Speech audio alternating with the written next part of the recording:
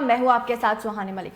विपक्षी एकता की बात कहीं ना कहीं एकदम से बंद हो गई, क्योंकि पहले जितनी चर्चा विपक्षी एकता के लिए विपक्षी दलों के बीच होती थी उस पर फिलहाल विराम लग गया है।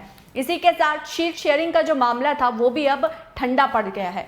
ये भी साफ हो गया कि लोकसभा चुनाव में विपक्षी दल भले ही एकजुट रहे, लेकिन राज्य में किसी तालमेल की उम्मीद नहीं, खासकर उन राज्यों में जहां गैर कांग्रेसी या फिर गैर बीजेपी सरकार है, जैसे राजस्थान, छत्तीसगढ़, कर्नाटक और हिमाचल प्रदेश में कांग्रेस की सरकार है।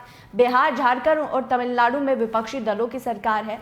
इसके अलावा पश्चिम बंगाल, उत्तर प्रदेश, हरियाणा, पंजाब में विपक्षी एकता को लेकर सहयोगी दलों के स्थानीय नेताओं में भी गहरे मतभेद है। बिहार के सीएम नीतीश कुमार ने विपक्ष को एक मंच पर लाने का अभियान शुरू किया था।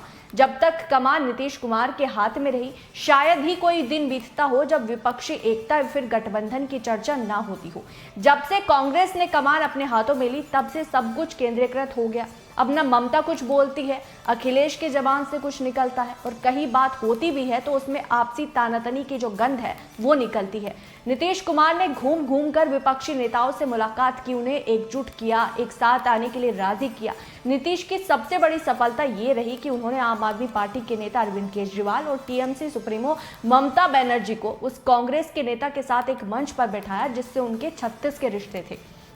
विपक्षी गठबंधन के सामने दो बड़ी समस्या थी जिसका निवारण हुआ बगैर इस एकता का कोई मतलब नहीं। पहली समस्या, विपक्षी गठबंधन में शामिल 28 दलों के बीच सीटों का बंटवारा। दूसरी समस्या, प्रधानमंत्री का विपक्षी चेहरा कौन होगा। दोनों ही काम फिलहाल ठंडे पड़े हैं। कांग्रेस देश की सबसे पुरानी राजनीतिक पार्टी है, इसलिए उसमें एक से बढ़कर एक सियासत के माहिर खिलाड़ी है। वो जानते हैं कि इस काम में जितनी देरी होगी कांग्रेस का भाव उतना ही बढ़ेगा। कांग्रेस वर्किंग कमेटी की बैठक में इन माहिर खिलाड़ियों ने तय किया कि टिकट बंटवारे के लिए अगले महीने होने वाले 5 राज्यों के विधानसभा चुनाव के परिणामों तक का इंतजार करना चाहिए। इसके बाद से टिकट बंटवारे की हड़बड़ी किसी भी दल में नहीं दिखी। माना जा रहा है कि जिन राज्यों में कांग्रेस की सरकारें हैं या फिर जहां गठबंधन की सरकारों में कांग्रेस शामिल है, वहां सीट बंटवारे में कोई दिक्कत नहीं होनी, लेकिन यह बिहार में संभव नहीं दिखाई देता। सर्वाधिक किचकिच सीट बंटवारे में बिहार में होनी है। इसके वाजिब कारण है महागठबंधन में शामिल जेडीयू के 16 सिटिंग सांसद, कांग्रेस का 1 है, आरजेडी शून्य पर है, वाम दलों का भी वहां कोई सांसद नहीं। इस बार लोकसभा चुनाव में सबको हिस्सा चाहिए। सीपीआई, सीपीआई एमएल को भी सीट चाहिए। इसके अलावा सीपीआई ने 5 सीटों की दावेदारी की है। आरजेडी तो महागठबंधन में सबसे बड़ी पार्टी है, इसलिए उसे भी नीतीश कुमार के जेडीयू में कम सीटें नहीं चाहिए। जब शून्य पर सिमटे आरजेडी को जेडीयू से कम सीटें नहीं चाहिए, तो एक सीट जीतने वाली कांग्रेस क्यों पीछे रहेगी। बिहार में लोकसभा की 40 सीटें हैं। वर्ष 2019 के चुनाव में बीजेपी को 17, जेडीयू को 16, लोजपा को 6 सीटें मिली थी। एनडीए के बैनर तले ये पार्टियां साथ लड़ी थी। कांग्रेस के खाते में 1 सीट गई थी।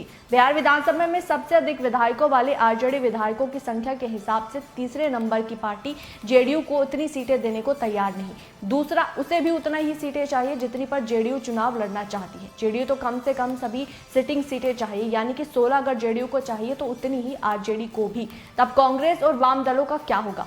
उन्हें तो बची 8 सीटों पर ही हिस्सेदारी करनी होगी। कांग्रेस पहले ही 9 से 12 सीटों की दावेदारी कर चुकी है। ऐसे में सबसे आसान समझे जाने वाला बिहार में ही महागठबंधन उलझा दिखाई दे रहा है।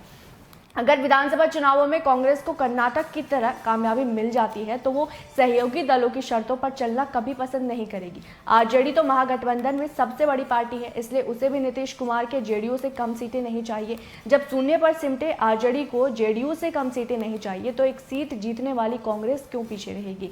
अगर हम बिहार की भी बात करें तो बिहार में भी स्थिति उलझी हुई है, यूपी में भी स्थिति उलझी हुई है, और तमाम जगह जहां कांग्रेस की अच्छी सीटें हैं या फिर अच्छा प्रदर्शन है, वहां कांग्रेस बिल्कुल भी सपोर्ट नहीं करेगी जो अन्य गठबंधन की जो पार्टियां हैं उन पे। इस रिपोर्ट पर आपकी क्या राय है, आपको क्या लगता है, वो ज़रूर कमेंट बॉक्स में बताएगा। मेरे साथ फिलहाल इतना ही, मुझे दीजिए इजाज़त। नमस्कार।